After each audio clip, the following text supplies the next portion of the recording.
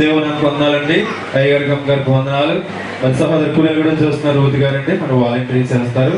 ఈ పాప మరి చాలా ఒక నెలలు పెట్టి జ్వరం ఉండి పాపకి ఎప్పుడైతే పలిగిందని నేర్చాం.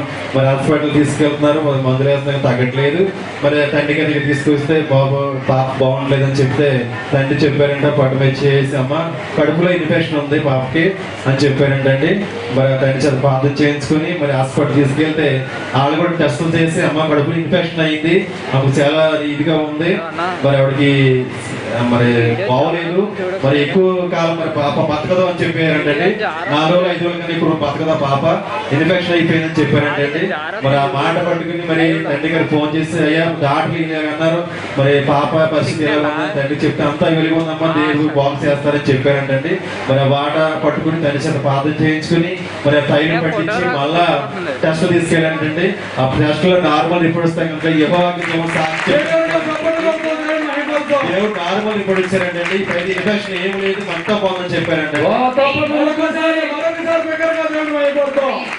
గమనించాలి, రోజులకి ఎక్కువ బ్రతకదు అని చెప్పారు. ఎవరన్నా చెప్పింది మా విన్నమాట.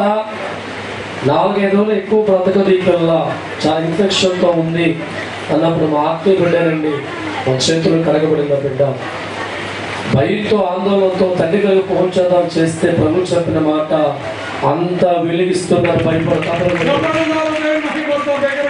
ఆ మాట నమ్ముకుని మనం 4 రోజుల హాస్పిటల్ తీసుకెళ్తే నార్మల్ రిపోర్ట్ దేవుడు ఇచ్చారు.